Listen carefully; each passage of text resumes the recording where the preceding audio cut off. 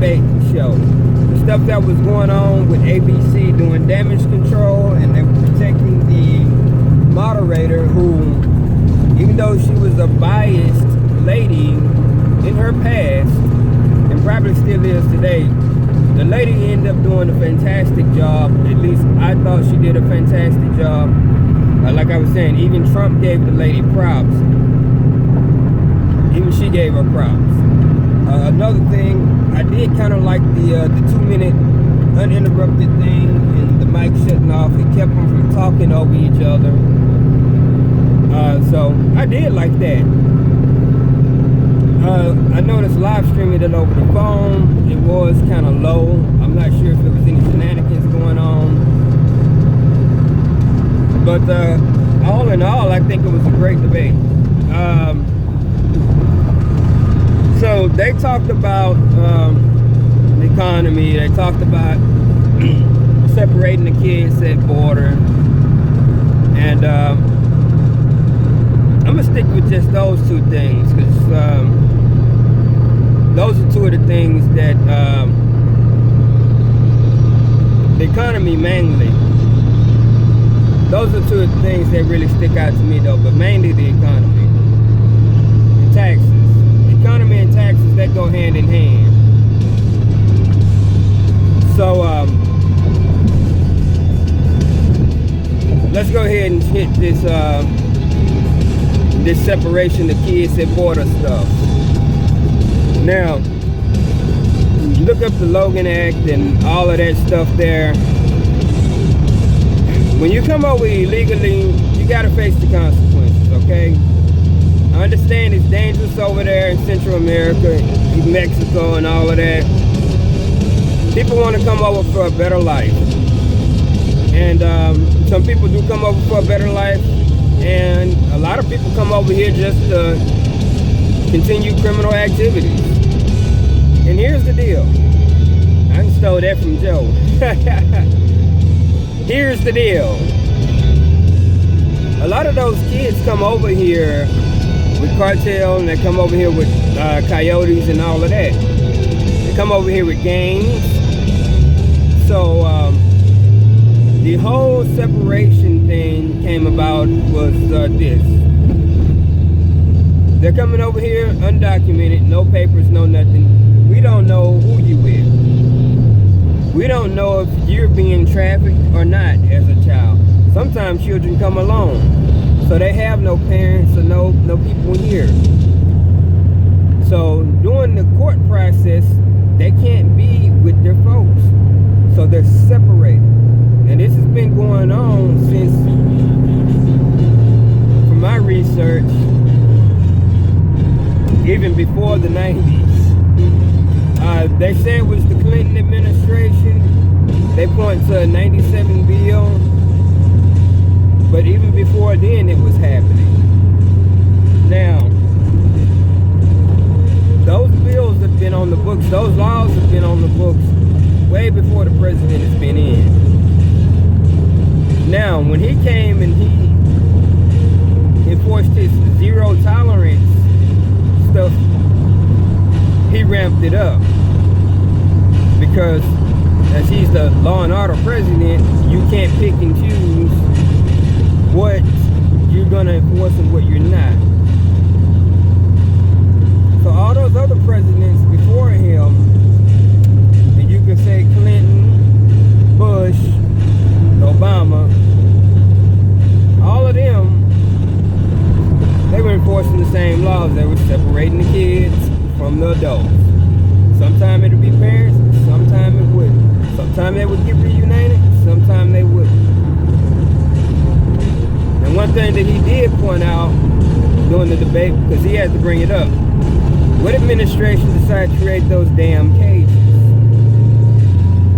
Wasn't his administration. So not only were they hitting them with, you separating the kid, you're ripping them from the mother's arms and putting them in cages. Like, oh no, that wasn't me. We got the facilities all nice. We ain't putting them in cages. That was y'all. So he hit them on that. And it is what it is. Some asshole, I'm I'm trying to remember his name. He did a whole hit piece before the debate show talking about how evil he was. And I read the comment section, and folks are really believing that Trump just created the law. Trump said before, hey, if you want to change the law, you talk to Congress, and that's what we need to do. I believe that we as a country, I think we do need to improve our immigration system. Like, I think it might need to be a little cheaper to get here, because all that 5-10 year shit trying to get here, and you may get here and may not. I think that shit's ridiculous. The cost of it per person, man, it's rough. Yeah, I get it. You want the best and brightest, but damn, the average person that wants to come here can't get here. Yeah, I know you don't want folks to be on the government, because that's going to cost the taxpayer. And so you don't want a whole country full of tax burdens, because that's not the goal. The goal is to get the best and brightest over here, and for them to help you build the nation, not to be a tax burden. So I get that, but damn, the average person that want to come over here and live a better life can't come over here. And so you get a lot of people that sneak over here trying to live a better life. So, and that's not, trying to ignore the fact that a lot of folks are coming over here to sell drugs, and a lot of them are criminals and stuff like that, because we know that's also true as well. But the ones that's over here cutting your grass and all of that, and I know I'm being stereotypical, the ones that's cutting your grass and cleaning your windows and doing your custodial work, a lot of those guys are just good folks. If they did come here illegally, they came over here because they want to work and live a better life. Here's something else that they were talking about. The DACA kids. The Republican side, quite a few of those deals, especially with the whole Build a Wall thing. Let me not say the Republican side. Fuck the Republican side. I said it. Trump doing his Build a Wall thing in exchange for funding was going to let all those kids be free. Like, fuck it. You know what? They're already here. You know what I'm saying? We can have some kind of a merit system. Let's build that in for these DACA kids that are still coming here. And the ones that's here, they want their green cards. Let's just let them finish school. They get their green cards. Y'all give us funding for the walls. And the Democrats said no. Now, Joe Biden was talking about last night how if he was president, he was going to make them free. Trump already tried that shit. And the Democrats said no several different times. So, the Democrats just went with amnesty for all. They tried that. No merit system, no nothing. Just straight up amnesty for all. That's basically open borders. You don't want that. No country does. And speaking of the immigration system, why come nobody complains about anybody else's immigration system but ours?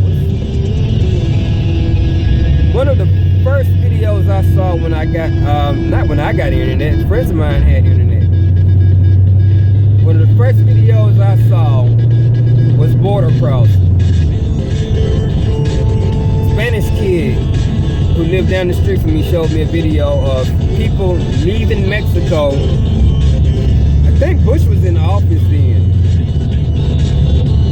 And there were 2 kids crossing the border, leaving Mexico. The younger of the kids dropped something. Now, leaving Mexico was fine. The border guard let them out, and he didn't give a shit. The younger kid dropped something. The older kid was tugging at him. When the younger kid broke free and started heading back towards the Mexican border, the kid was gunned down. I will never forget that. Because here's a grown man shooting a child who wasn't trying to get back into the country, but hey, here you are. You're not in our country anymore. You just left the country, but you're coming towards our border. Bam! Shot the little motherfucker. Nobody complains about that shit. Y'all complain that, oh, well, these kids who are being well taken care of, they're separated from their parents. Well, they shouldn't have been here illegally in the first place. That's personal responsibility. I get it. The shit's hard to get here. Yeah, it ain't perfect, but goddamn. Can anybody talk about that? Personal responsibility? Anyways, on to the economy. Joe Biden was talking about raising the minimum wage again to 15 bucks an hour. All right, so let's talk about that there. You got a business, you got bills to pay, you got employees to pay. Some of them doing good, some doing bad. Okay? One of them you want to give a raise, the other two ain't worth the shit.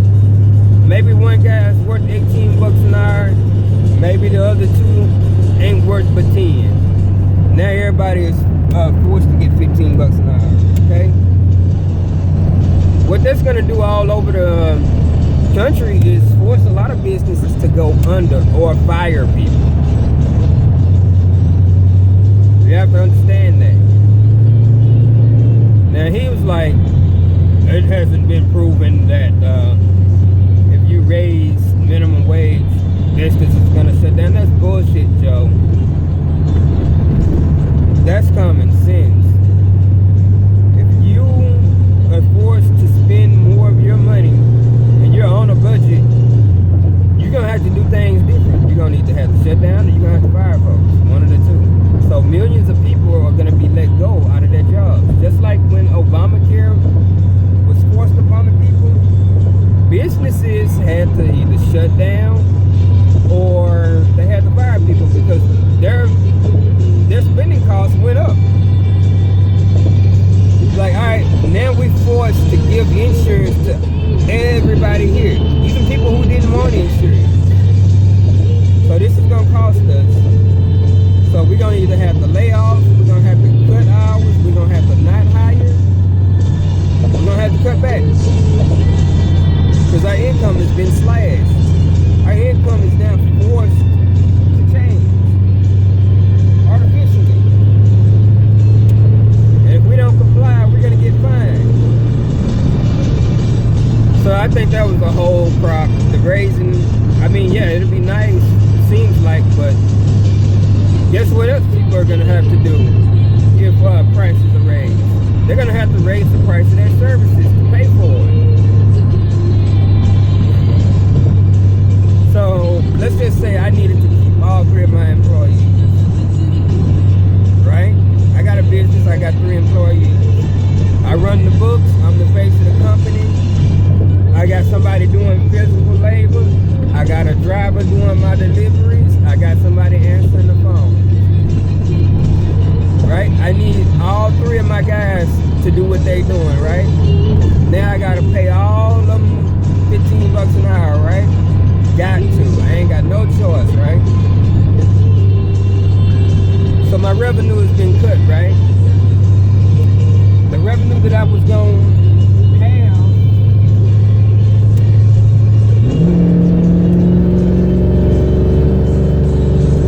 the revenue that I was going to have to expand my business and hire more folks, open a new location or whatever, that's gone now. Now I need to raise my rate because the money I was expecting to come in is gone. Now I gotta get health insurance for these guys. Not if you had 3 employees though, but I'm just saying. So you gotta understand how the economy works on that. And plus Obamacare anyway, that shit was unconstitutional. Like he was saying, they got rid of they got rid of the most unconstitutional part, which was the individual mandate.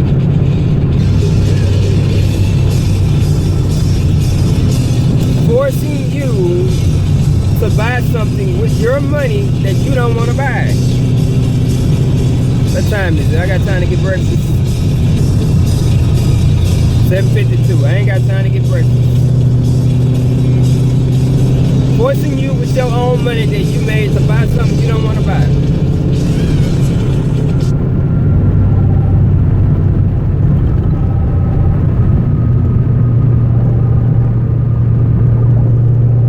So, if you didn't buy what you didn't want to buy, if you didn't want to buy that stuff, I don't know what that is, you would get a fine at the end of the year because you didn't buy what the government told you to buy, which is bull crap. So you went and worked all week. You're a healthy person, you don't want insurance, you're on a tight budget yourself. Now the government telling you you're gonna buy this health insurance from us. Even though we already took taxes, you still finna go buy this insurance. If you don't, you ain't getting your income tax. That was what the individual mandate was. So how did the individual mandate affect me? It made me buy insurance that I didn't want. And your taxes went up because now you, the people, we have to fund this government-run healthcare system, right? Money has to come somewhere to cover these folks. The cost of it. The people who are answering the phones to get you signed up for the Obamacare. All that has to be paid for. And that has to be paid for through taxes. So taxes went up as well. So my taxes did go up. And certain things I was able to afford, like a vehicle. That was not long after I had gotten hurt, got injured. We ended up our vehicle ended up getting repoed. Could no longer afford it. Had to pay for the insurance so we wouldn't get income tax. Could no longer afford the vehicle that we were in. And it had to go. So that's how that affected me. Anyways, I'm almost to work, man. I thought the debate was good. I couldn't pick a winner or a loser in it. Honestly, I'm not a Joe Biden fan, but the way Joe be getting tripped up over his words and stuff, it's like the guy's got dementia or something. And I mean, this is stuff that they're not gonna show you on mainstream or whatever, but a little bit of me as a human, I kind of worry about him in his mental state because of it, you know. But he did pretty good last night. He held it together, at least I thought. There were a few times where he get kind of mixed up, especially when he started throwing numbers and stuff out there. But hey, I think he did all right. I think Trump could have done a little bit better, but I think that he's acting a little more presidential. He wasn't brutal like he was the first couple of times he debated. That's what I was looking forward to, for him just to come out and be a beast like he was in the other debates. I mean, he was an absolute beast doing the Republican debates. That's what I like. So I was hoping to see some of that. But that's all right. He still made his points nice and clear, and I think that, you know, most Americans wanted to see that anyway, and not the extreme stuff that I be wanting to see. So that's my thoughts on the debate. I guess if I did have to pick a winner, I'd say Trump, just because Trump be speaking with the facts, and there are just too many lies on the Democratic side of things, which is to be expected. And the moderator, even though she didn't like Trump, she held it together. I still think the separation of children at the border, I think that was a lib question, so she let her liberalism stick out just a little bit, but by no means did she do